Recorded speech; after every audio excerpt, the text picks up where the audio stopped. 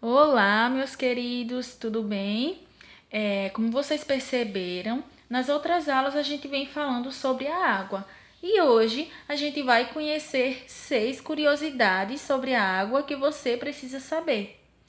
Gente, a água, ela é essencial para a vida e dela dependemos para fazer tudo ao nosso redor. Seja para tomar banho, seja para fazer comida, seja para regar uma planta, ou seja, de maneira indireta, como por exemplo o uso da água no processo também produtivo, e de maneira direta, que é na qual a gente pega ela e já vai logo utilizar ao nosso bem, como por exemplo tomar banho, fazer comida, enfim.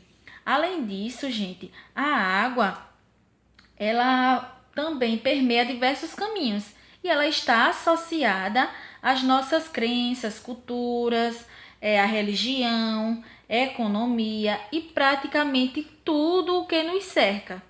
Então, agora vamos conferir algumas curiosidades muito interessantes sobre a água e eu espero que vocês gostem.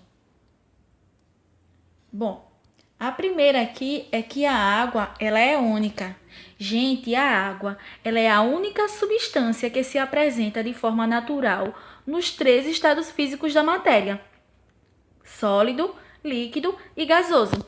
E essa imagem aqui que vocês estão vendo, eu já mostrei para vocês numa aula passada, no qual vocês percebem que a água, ela passa de um estado ela passa do estado sólido para líquido, que é o que a gente vai chamar de fusão, do estado líquido para gasoso, que é o que a gente vai chamar de vaporização, sendo que a vaporização ela tem 3 formas, que é a ebulição, a evaporação e a calefação.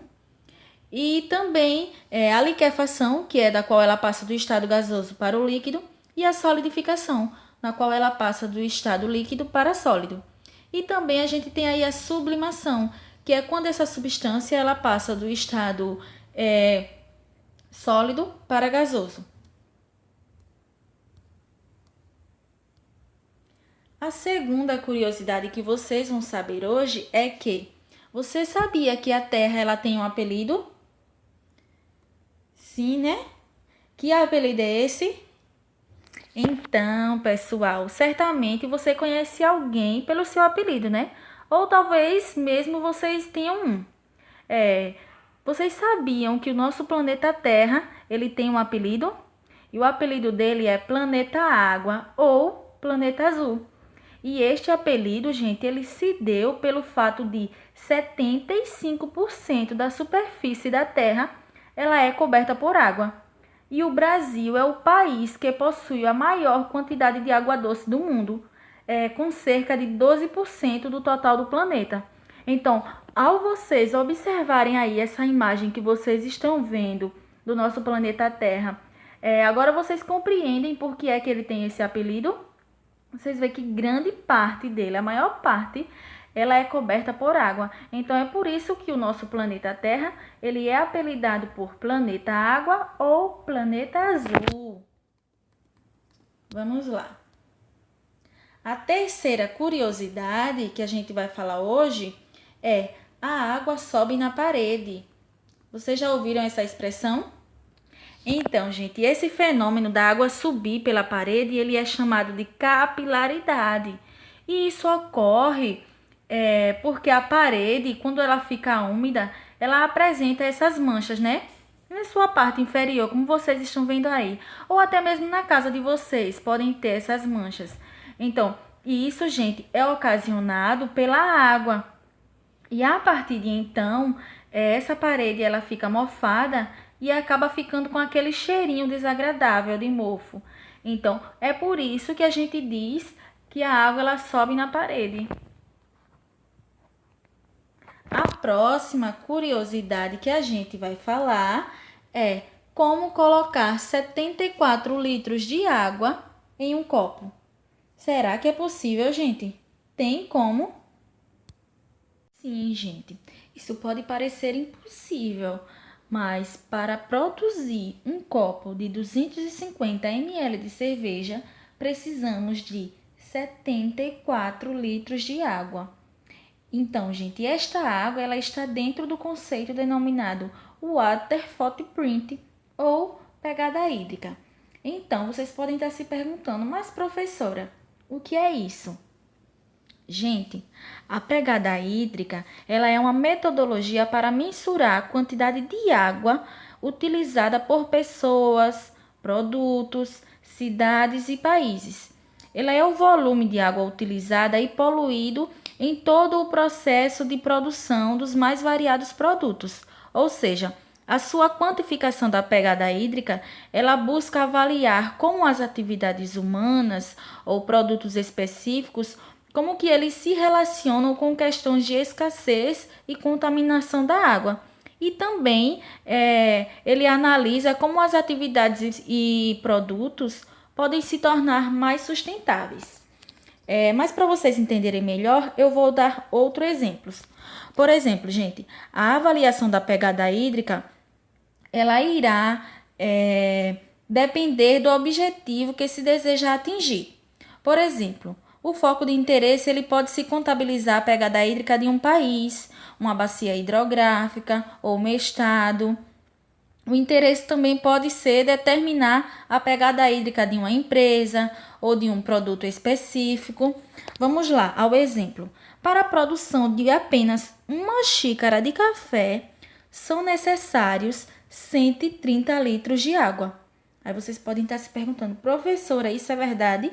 Sim. Isso é verdade, gente. Mas e como foi que gastou toda essa água? Então, vamos lá.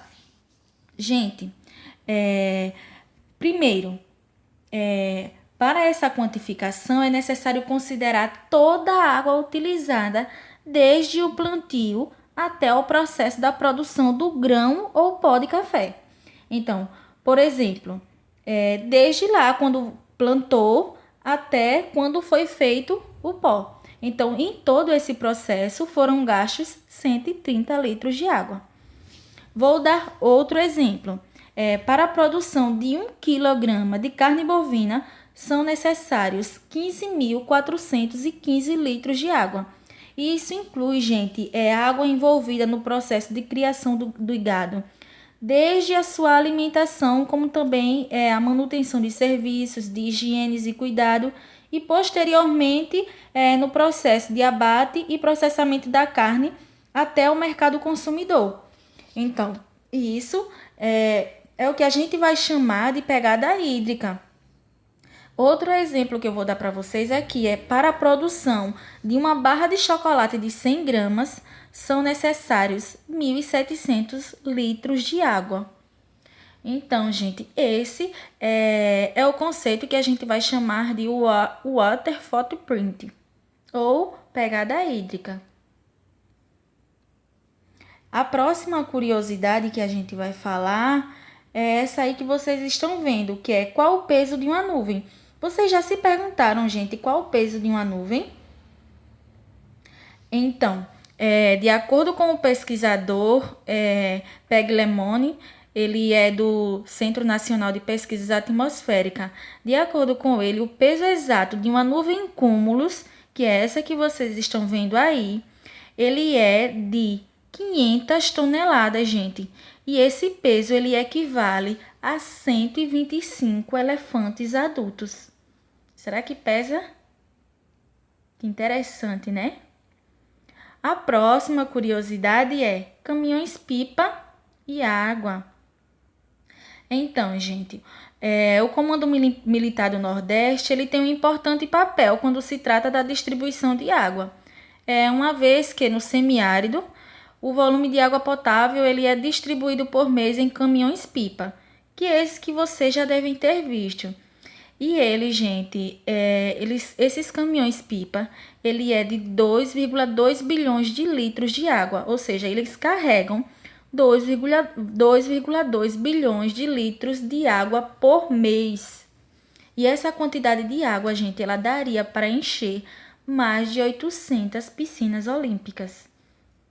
Então, toda essa água ela é distribuída no semiárido nordestino.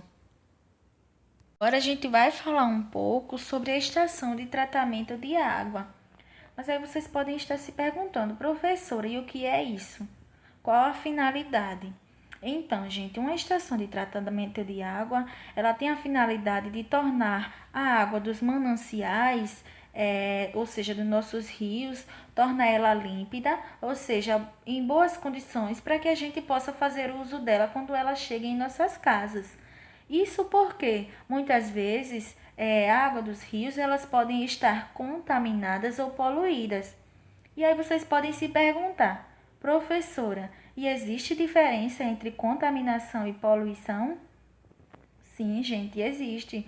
Contaminação é quando existem seres vivos, como micro-organismos e vermes, provocando doenças presentes naquela água. Esses vermes presentes na água, quando a gente ingerir aquela água, a gente pode contrair essa doença. Ou seja, um exemplo é a esquistossomose, ou melhor, os esquistossomos. Quando esses esquistossomos eles estão presentes na água, ele vai provocar, ao ingerirmos, o que a gente vai chamar de esquistossomose ou barriga d'água.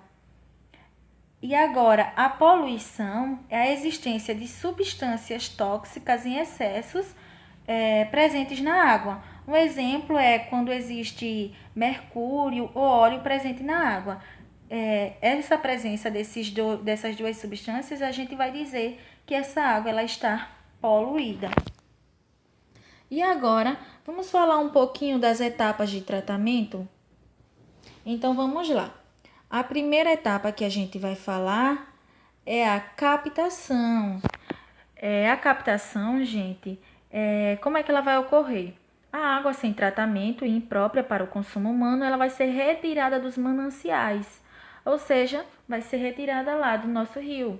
Então, nessa etapa, a água ela vai passar por um processo que a gente vai chamar de gradeamento, que ele vai impedir a entrada de sólidos contidos na água, como por exemplo folhas, galhos e troncos.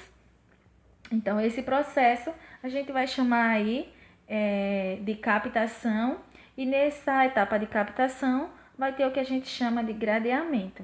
A próxima etapa é a adução, que é o transporte de água do manancial ao tratamento. E agora a gente vai falar da etapa de coagulação, que é essa que está aqui. Então, a coagulação. Essas águas, gente, que elas estão lá com impurezas, ela contém pequenas partículas e elas não se sedimentam, ou seja, elas não se depositam no fundo do recipiente. Então, por isso, vai ser necessário a gente acrescentar um coagulante. E geralmente, nessa etapa, vai ser adicionado o que a gente chama de sulfato de alumínio.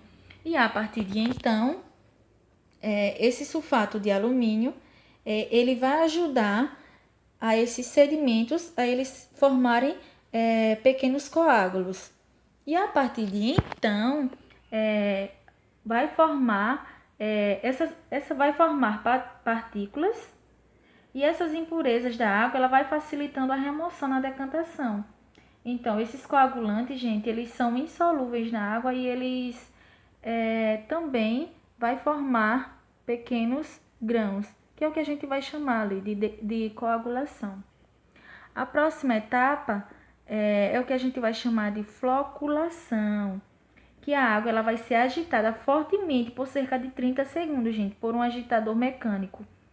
E esse agitador mecânico ele tem a finalidade de aumentar a dispersão do coagulante, que é o que foi adicionado, que é o sulfato de alumínio. Então, depois desse sistema ser agitado, ele vai ser agitado novamente, só que agora lentamente, permitindo um contato entre as partículas. Então, a etapa na qual a água ela é submetida à agitação mecânica para que as impurezas elas formem flocos maiores e mais pesados, é esse que a gente vai chamar de floculação. Então, floculação, resumidamente, é quando ele vai formar flocos maiores e mais pesados. A próxima etapa que a gente vai falar é essa aqui, que é a etapa de decantação. Nessa etapa, gente, basicamente é o ato de separar, ou seja, por meio da gravidade, os sólidos sedimentáveis que estão contidos em uma solução líquida. Então, os sólidos, eles se sedimentam no fundo do decantador, de onde acabam sendo removidos, como é o que a gente vai chamar de lodo, porque ele vai ficar ao fundo e vai formar o que a gente chama de lodo. A próxima etapa é essa aqui. E a gente vai chamar ela de filtração. E nessa filtração, gente, a água, que a partir de então ela está decantada, ela é encaminhada às unidades de filtrantes, ou seja, para ser filtrada. No qual vai ser nesse processo, ele vai passar por filtros que vai ser formados por camadas de areia grossa, areia fina, cascalho, pedregulho e carvão. E a partir de então, vão ser capazes de reter os flocos que passam sem decantar. Então, passando por aí, os flocos eles vão ficar retidos aí nessas camadas que eu falei de pedregulho, cascalho, areia. E a água que vai descer, ela vai ser somente água límpida. A próxima etapa é essa aqui, cloração e fluorentação. Nessa etapa, gente, é adicionado cloro.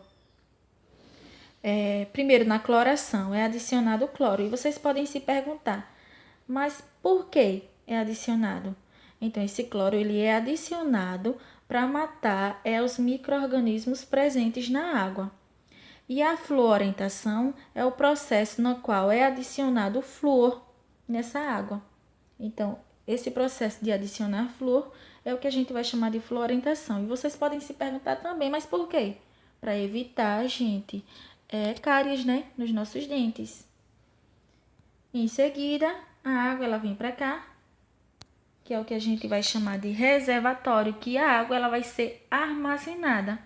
E a partir de então, depois de ela ser armazenada aí nesse reservatório, ela vai ser distribuída para as casas e a partir de então nós vamos fazer uso dela, seja para beber, fazer comida e vários outros fins. Então é isso, muito obrigada. Até a próxima aula, espero que vocês tenham gostado. Hoje eu trouxe um pouquinho do que a gente não tinha visto nas outras aulas, né? Sobre a água, a gente falou muito sobre a água, mas ficou algumas coisas que foram essa que eu trouxe hoje. Espero que vocês tenham gostado e até a próxima aula.